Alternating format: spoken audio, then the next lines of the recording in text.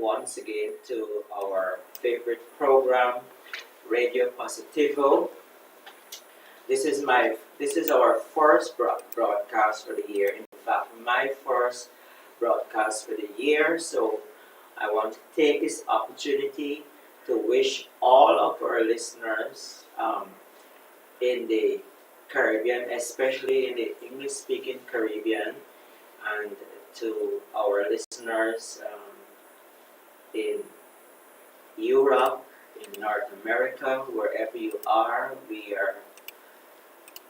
are happy that you can join us, and we wish you all the best for 2019. So once again, welcome to our program. I'm happy that you can join us and stay with us if you can. Okay, so tonight we are going to talk about the 1990 UNAIDS vision, and that's the conversation now going with HIV and AIDS in terms of prevention. So this 1990 vision has taken a prominent place in the conversation regarding HIV. So what really is this 1990 vision that UNAIDS is talking about? Actually, it's the fast-track target for 2020. So by 2020, this fast-track initiative is what we should have acquired or achieved at the end of 2020. So according to UNAIDS, a powerful momentum is now building towards a new narrative on HIV treatment and a new final ambition on achievable targets. And I hope that we can work very hard in order to achieve these targets. And I said before, these targets are 90% of people living with HIV must know their status. 90% of persons must go on treatment. And 90% of the persons who are on treatment will be virally suppressed. So the first stage is that people must know their status, and when persons are aware of their status, they will go on treatment, and once you're on treatment, work towards become virally suppressed. And in this way that HIV will not be able to transmit it, because once person take their medication very seriously and become virally suppressed, it means that they will be unable to infect anyone who is having sex. Okay, this is a three-part. This is a three-part of the vision, and the target. When this target is achieved, according to UNAIDS, they said at least 73% of all people living with HIV worldwide will be virally suppressed. So collectively, when all countries come on board, persons who are taking antiretroviral therapy, it will come to the point where persons will become virally suppressed, and the overall estimates is about 73% collectively of all countries. Now, this model suggests also that achieving this target by 2020, so we are in 2019, 2020, it means that we have less than 2 years to make this target realized. And when this target realized by 2020, this will enable the world to end the AIDS epidemic in 2030. So 2020, this 1990 vision can be realized if we work hard towards these goals, and by the end of 2030, the world can end the AIDS epidemic. And mind you, we are saying the AIDS epidemic because the information is not saying ending HIV, it's ending the world, to end the world AIDS epidemic by 2030. Now, when AIDS is ended, it means that it can bring lots and lots of benefits, especially um, it can generate health benefits and lots and lots of economic benefit. Because when you look at the cost for treating persons living with HIV, it is quite with HIV, it is quite expensive. And when HIV progresses to AIDS, it becomes more burdensome because we have to look at longer hospitalization period. Persons are unable to work, families are broken down, and you have lots and lots of social issues generating out of that when someone is living with AIDS. But when someone is living with HIV, that person is still healthy and productive. The person can still work and carry on their life as normal, providing that they take their medication on time and be adherent to all the other factors that will help them to live healthy and happy. Now, while these visions or these targets are very ambitious, um, they are set out to bring an end to the AIDS epidemic and in a short way uh, to control the transmission of HIV. They are quite ambitious, and sometimes I ask myself if really we can actually work with these ambition to realize them. However, I'm very optimistic that we can, but if we work collectively, if we work together, all the advocates and all the activists, uh, NGOs, all the groups that work with communities, with families, all organizations that work um, towards HIV, if we put all our collective efforts together, I believe that we can, and we can realize this vision. And in fact, the government of each country should be the biggest person or the biggest agency to implement and to provide resources so we can work towards achieving these goals. Now, there are some big hindrances or stumbling blocks, or some people call them impediments, and I want to look briefly at the UNAIDS GAP 2014 report pertaining to the same aspect of the 2020 Fast Track Initiative.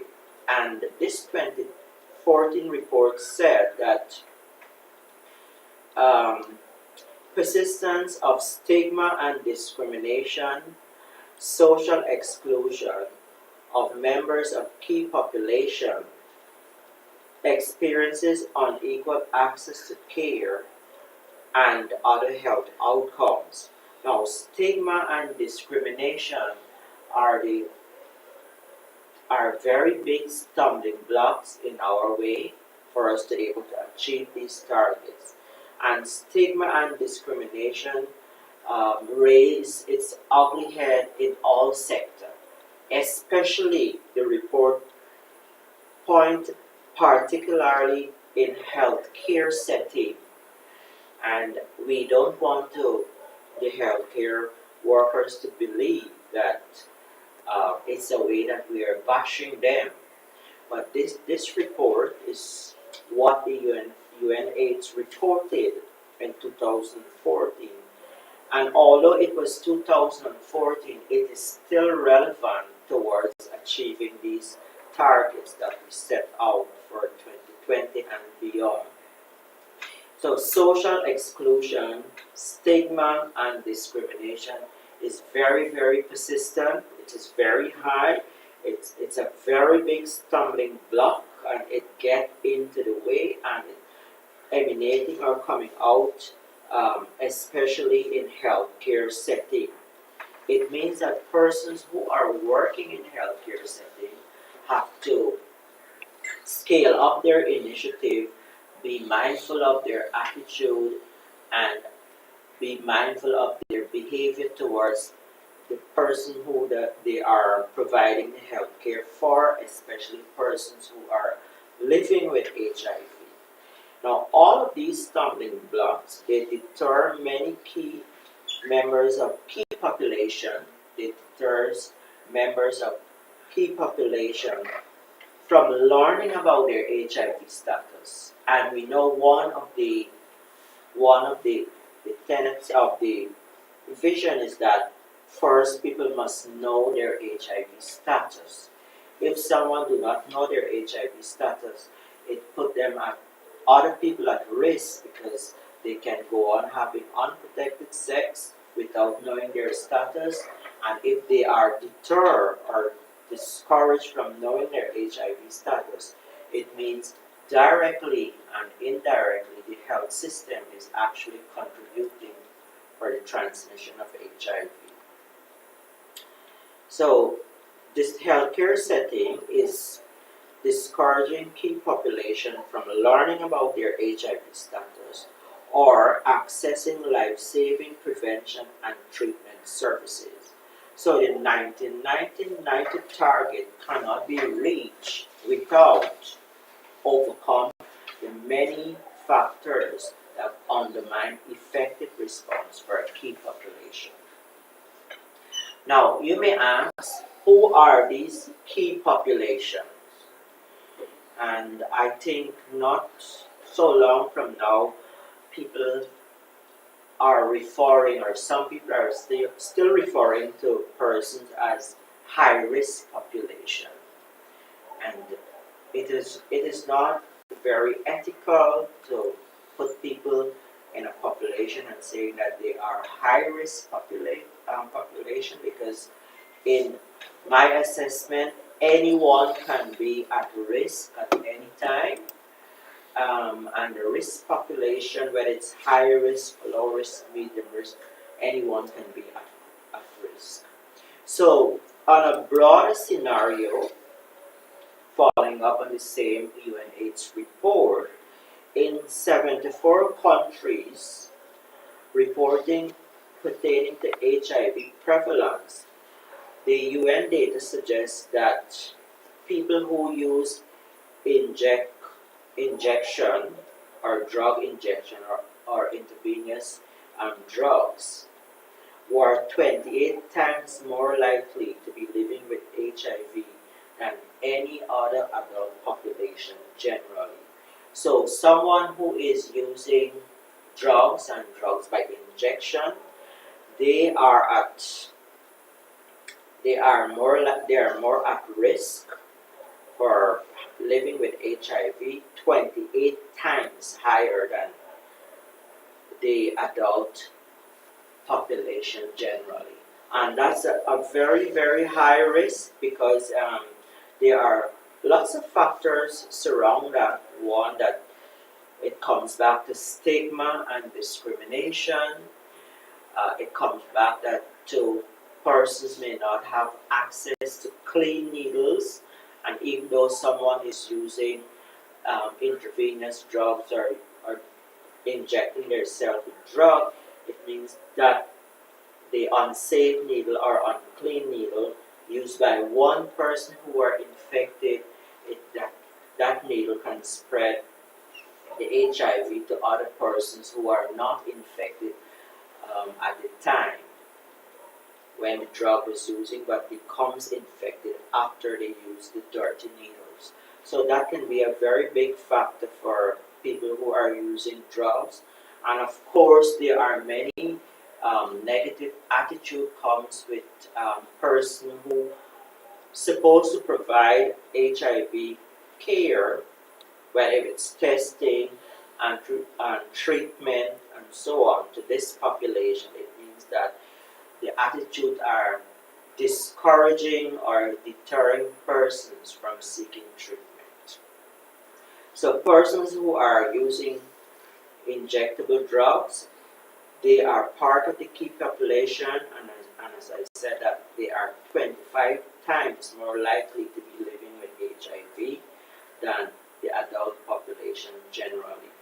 Another key population is men who have sex with men, and according to the same report, worldwide, they are 19 times more likely to be living with HIV than adult men overall. While HIV prevalence among female sex workers is 13.5 times greater than among women. So regarding MSM, and MSM are men who have sex with men, there are so much negative attitude towards this particular population, key population, that persons are refusing to seek any kind of care, any kind of treatment regarding HIV. In fact, people are not so encouraged to know their status because the environment where they have to seek testing and even information and even guidance and counseling to forever keep them to be in a state of being HIV negative, that environment most of the time is not quite enabling. There are so much hostility. Sometimes if it's not very plain, it can hide itself. There are so many unpleasant scenario that the environment speaks that where people do not wish to access any service, and this population with MSM, men who have sex with men, and for female sex workers, also part of the key population, they are 13.5 times greater for living with HIV among women generally.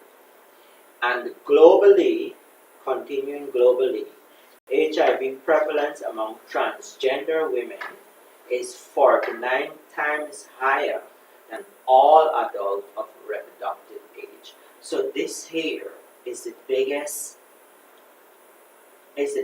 figure in terms of hindrance, in terms of stumbling block, in terms of impediment. It means 49 times higher, and that's a lot.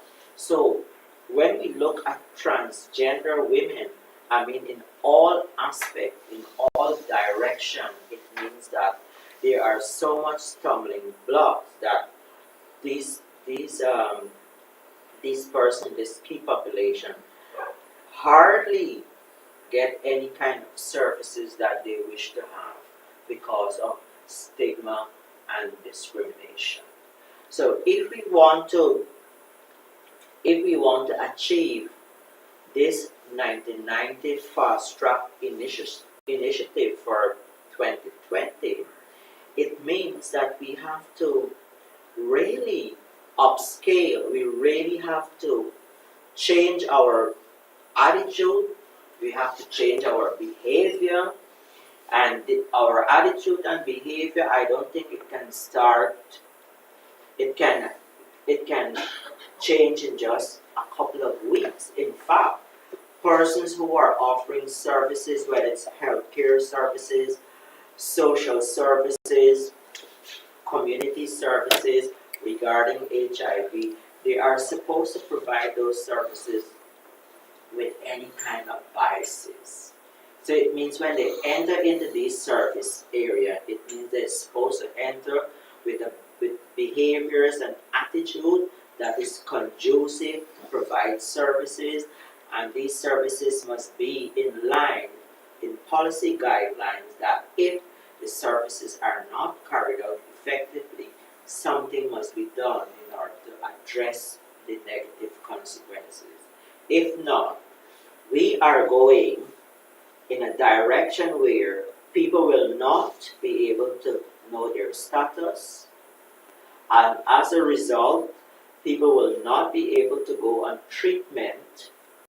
And if you are not on treatment, you will not be able to be virally suppressed. So it means it must start at the point where someone must know their HIV status. And it's that point, at that particular point of testing, it means that is the front line where the service must be encouraging, must be conducive. I know in the health system, generally all over, when it comes to person in this key population, it's a different story. The stigma, sometimes it becomes so prevalent, so strong, you ask yourself, why is this happening? Is it that people are not trained? Is it people that their biases are so internalized?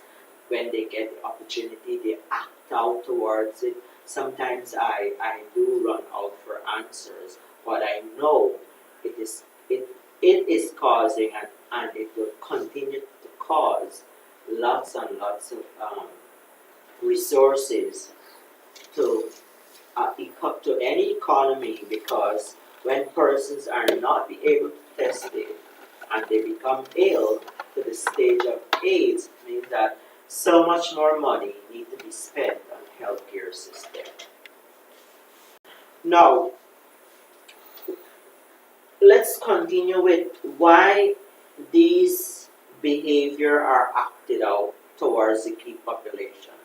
For transgender individuals, they commonly confront hostility, judgmental, or dismissive attitude when they attempt to access healthcare services.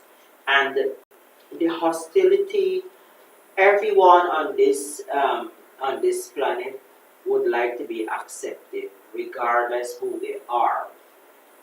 And if person confront hostility, or if people becomes very judgmental, someone is going to judge me, it means that I wouldn't want to go and do any HIV testing. I wouldn't want to access any sort of health services because of the hostility.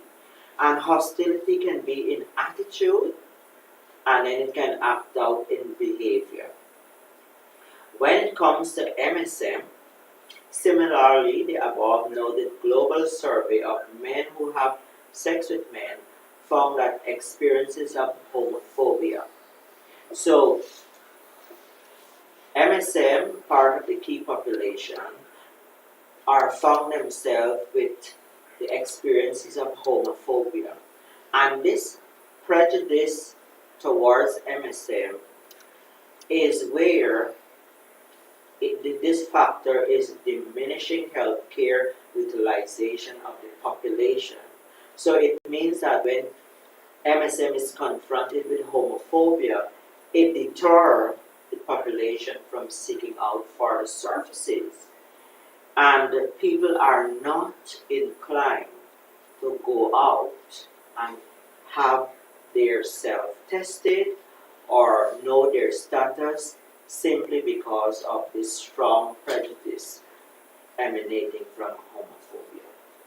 At this point in time, we are going to take a break and we will return. Stay with us if you can. In the meantime, if you have any questions, because tonight topic is about a different discussion. If you have any question pertaining to the 1990 Fast Track Initiative, please feel free to send your questions or comment, and we are going to take some time to answer them.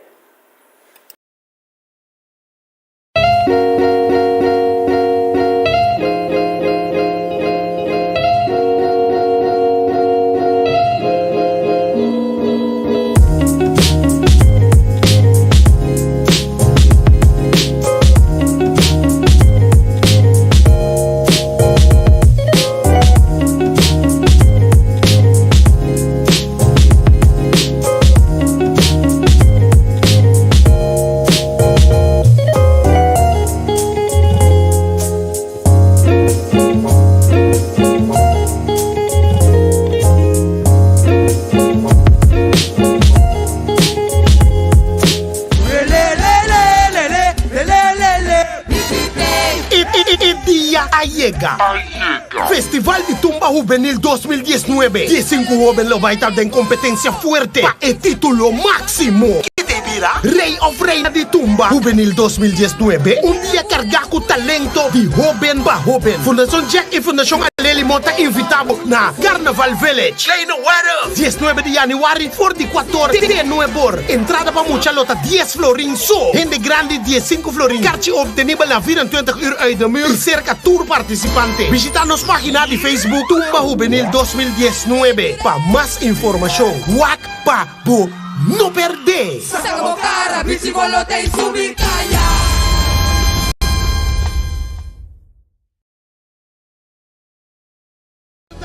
Será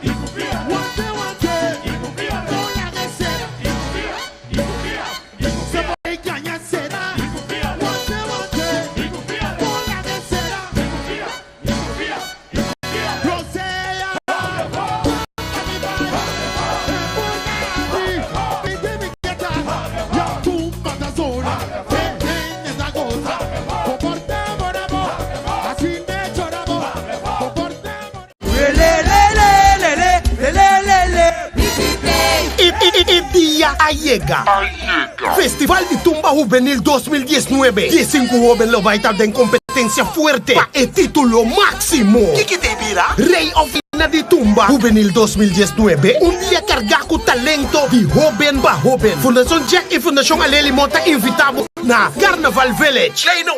19 de januari voor die 14 de nuevo. Entrada para mucha lota 10 florin so. Gente grande 15 florin. Kaartje obtenible na 24 uur uit de muur. Cerca tour participante. Visita nos página de Facebook Tumba Juvenil 2019. Para más información. Wak pa bo no perder. Sacamos cara, bici bolote y subir calla.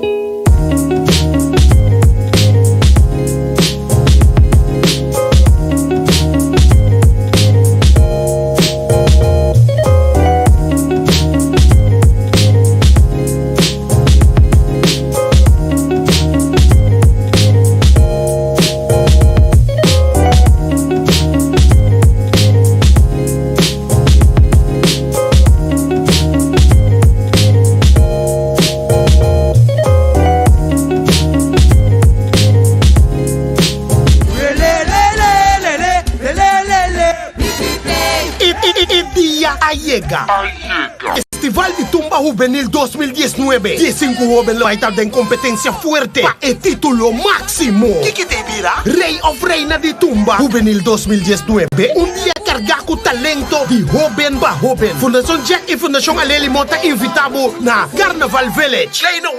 19 de januari voor die 14 de november. Entrada para mucho lota 10 florin so. Gente grande 15 florin. Kaartje obtenible na 24 uur uit de muur. Cerca tour participantes. Visita nos página de Facebook Tumba Juvenil 2019 para más información. Wak pa bo no perde. Sacamos cara, bici bolote y subicaya.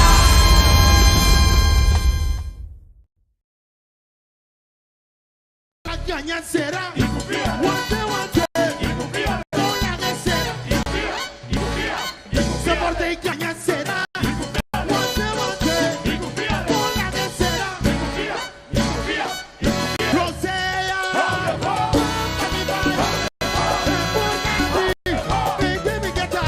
Ya tú matas sola. En esa cosa.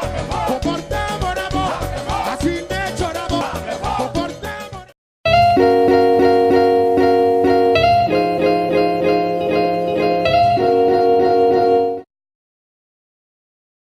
Thank you for staying with us, and we really appreciate that. And I understand we have a question, and the person is asking a very, very, very interesting question, because it seems as though listeners are paying very close attention to the presentation.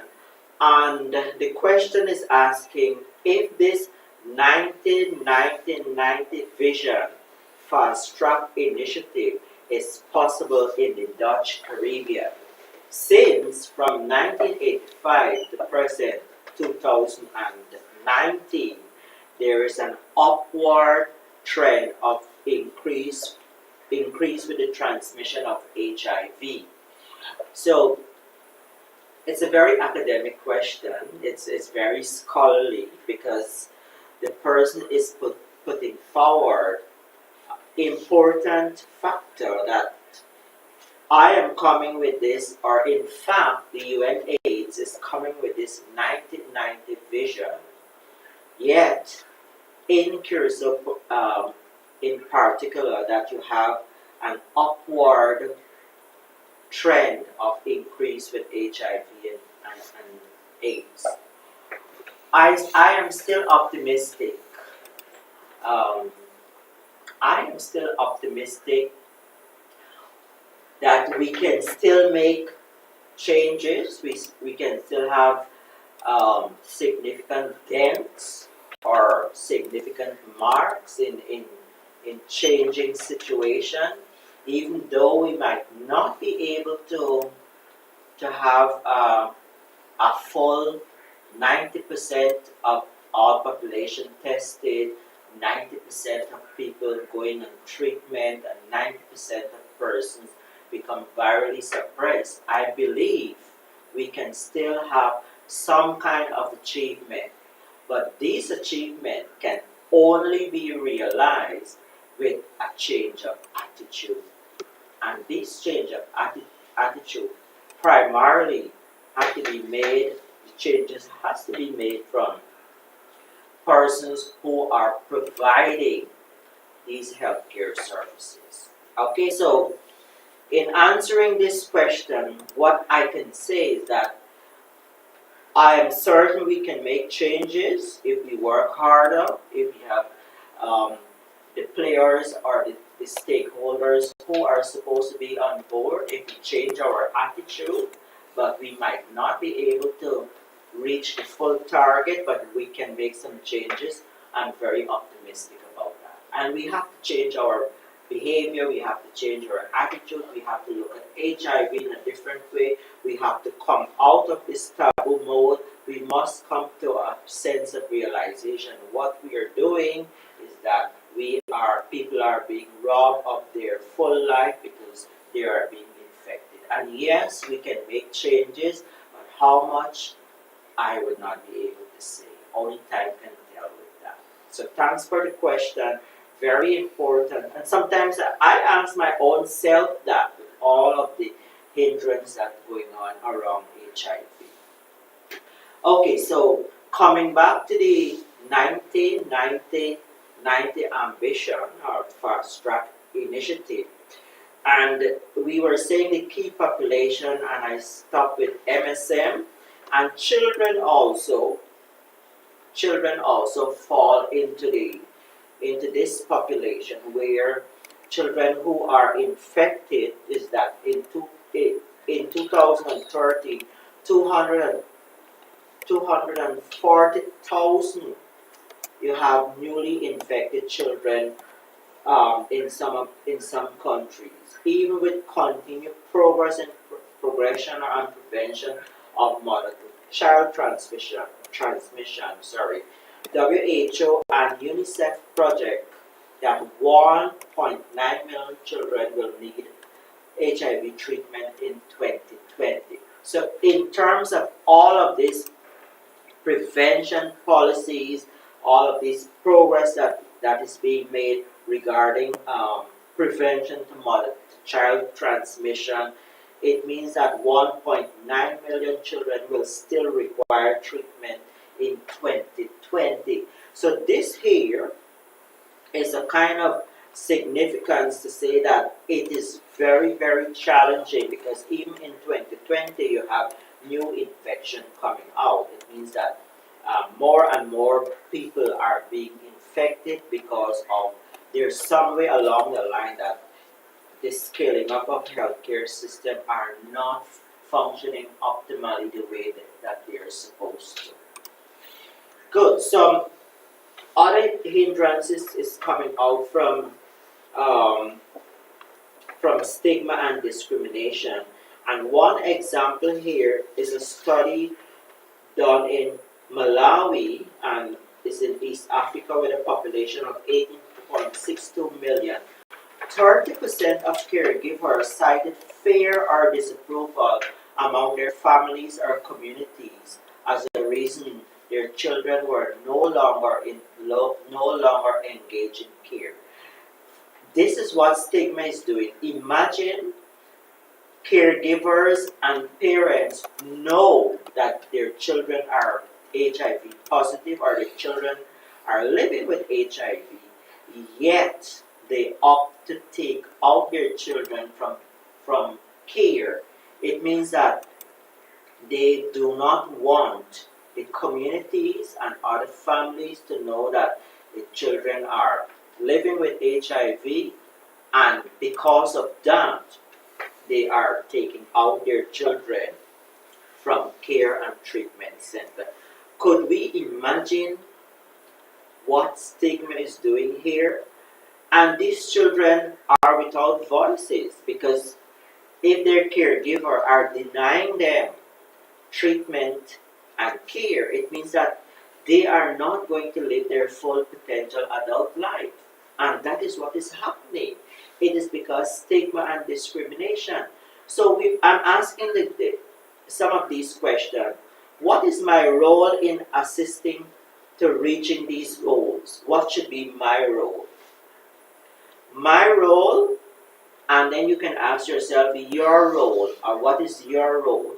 My role is that I'm going to continue working with all aspects of HIV, whether it's prevention, whether it's care and treatment, whether it's to continue on this program, whether to disseminate lots and lots of information. I'm going to continue to do that. I am going to continue not to discriminate, not to stigmatize persons who are living with HIV. I am not going to discriminate, or I'm not going to be judgmental with persons, relative and friends and family who are living with HIV. So my role is that I'm going to try at my end, but you have to ask yourself, what are you going to do? Are you going to continue to stigmatize persons so that they can't know their status, and when they don't know their status, the HIV is going to continue to spread? So all of us have some kind of role to play, and the best role someone can play is that do not stigmatize, do not discriminate, because we don't know You don't know what is going to befall you tomorrow. So it's best to do not stigmatize because we are not sure how someone can become infected. And because of that, we are supposed to respect everyone and just accept people. You don't have to give them anything, but you don't discriminate persons. Be cool. Help people. Just don't be judgmental. Just don't tell yourself that can never happen to you because you don't know your situation. Okay? So in October 27, 1988, the UN General Assembly officially recognized that the World Health Organization declared the 1st of December 1988 to be the World AIDS Day. World AIDS Day has also been observed on that day each year since then. So since then, World AIDS Day has been observing up to now, and you still have discrimination going on, and it's sad. It means the people who are discriminating, they are still in this kind of very old, long, unpleasant mentality, and new discrimination are coming out with persons who are still, in this mode that HIV, it's a very it's an immoral disease. So people have to be informed and change their attitude. Now, on this note, I want to end about the 1990 vision, and I want to use the rest of time that I have to talk about prevention of STI. And one of the STI I'm going to talk about here is genital warts in a male. And when I say genital warts, it means it comes from the HPV, meaning the human papillomavirus, and they are about over 100 different types of HPV. And the HPV can be transmitted in male, both male and female, and there is no cure because it's a virus, and we know that there are no cure for HPV virus. The signs can be genital warts, and the warts can be for the male. It can be on the penis, it can be on the anus, and for female it can be on the vulva, the vagina, and there is no cure. Now, these warts can be removed, but they may grow back. And if persons saying that they are using condoms, condoms do not offer complete protection, as the virus may be present in the skin, not covered by condom, example, the scrotum. So if someone is HPV positive, and that's the human papillomavirus, and they have the warts, or they have some opening of the skin, the partner who is negative, and that skin come in contact because the condom do not cover the scrotum, and that person come in contact with that wart and with a broken skin, it means that the person can be infected. Okay, so this is an infection that it is not easily it is not you cannot have any protection by condoms. And HPV, this particular virus, is easily passed on, and persons may not know they are infected with HPV until they started to see some very unpleasant sign. And I wish I can show some of the sign, but unfortunately I'm not sure because I did not send in the sign these ugly picture to the technician so that he's supposed to be having clearance from Facebook quite early. But I will have to continue with this HPV presentation and other STIs. Actually, this is the period of Carnival. And the Carnival is a time where everyone wants to have fun and they want to have a very good time. There should not be a problem with that, and I don't have a problem with that because Carnival is a time to celebrate. It's a period where country observe their different kind of culture, their heritage, and for some countries where they celebrate different aspects of their national identity. Fine, Carnival is always good and great. So during this period, you have a lot of consumption of alcohol and other form of drugs. And when people are under the influence of alcohol and other form of drugs, it means that they lose some of their mental capacity, meaning that they are unable to think the way they are supposed to think. They are unable to think quite straight when it comes in terms of having protected sex. People tend to have less safer sex. People tend to take more risk and say all is okay. And when Carnival come and gone and they start having signs and symptoms, then they click that, oh, I did not have any protection. I had sex with X, I probably have sex with Y, and because of that they now become infected with an STI, also HIV or other STI. So during this period, consider to yourself, ask yourself if you are at risk for contracting any STI. Ask yourself if you're at risk, what can you do to minimize that risk? Are you going to imbibe or are you going to have yourself with so much consumption of alcohol and other drugs and then you forget to use protection?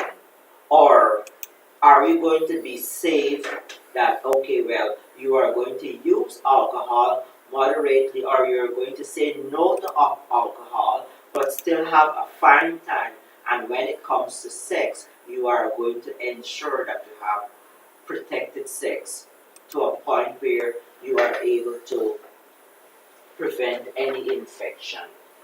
So during this period, don't let yourself slip out of your hand. And by this I mean, don't allow yourself to be carried away with all the fun and lose yourself in 1 minute where you are being carried away and where you have a very big carnival present, whether it's HIV or one of the STI, and you can have many, many regrets afterward. Ask yourself if it's worth it. Ask yourself that, am I going to take this moment of risk and live my lifetime of regret? Ask yourself that question. Is it worthwhile that one of these sexually transmitted infection, whether it's HIV, HPV, syphilis, gonorrhea, or any other STI, ask yourself is that, are you going to allow yourself to let this STI, and if it's HIV, it's even worse because there's no cure for HIV. If it's HPV, there's no cure for HPV. Ask yourself, is it worthwhile for this infection to take away from your young adult life? Ask yourself that, no, or tell yourself no, that you are going to do everything that it takes in order to protect you, and if you have a partner, in order to protect your partner. These are the questions you have to put to yourself long before you go and enter into the carnival celebration. If you're going with the intention to hook up with someone, it's all good and fine. But at the same time, be on your balance. Be alert. Know who you're going to hook up with.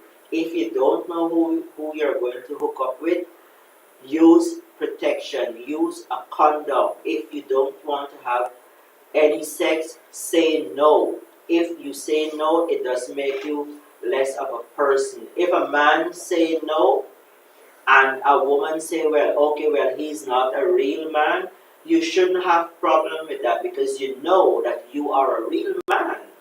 You don't have to believe what she said, you have to believe what you are. So if you said no, that's quite okay. If you have suspicion about someone who is having multiple sexual partner and you feel that you don't want to have sex with that person, you can say no. A simple no can be a life-changing for you. It can be a life-saving. And a pressured yes, or if you're saying yes to just prove yourself, it means you can put yourself at risk, and at a risk that you might live with your regrets. So think about all of these ideas that we are talking about, especially in the period of Carnival. And we all know what goes on in Carnival. After Carnival, we know what is going on, and we want you to be safe. That is why we are taking so much time to emphasize that you must be safe. Protect yourself. You have your life to live. You are young. The world is not running away from you. Don't get into things that you don't want to do. Don't be pressured by peer pressure or by groups. Stand and be strong. If you have to stand alone, it's worth the while to stand alone. So until next time, we are going to continue our discussion in all directions regarding HIV, whether it's the 1990 vision, when it's about people behavior, how they must change their behavior, how they must be able to change their attitude and provide the better services so that we can all contribute to this fast track initiative that the UNAIDS is recommending for each country. Whatever direction our discussion is going, it is going in a direction that where we will benefit from the information so we can reduce the incidence and prevalence of HIV in our community. So with this note, I thank you for staying with us. I hope that the information was fairly or very interesting, depends on the way how you interpret it, but it was a pleasure being with you and to give you this information. So until next time, have a very good evening. Thank you.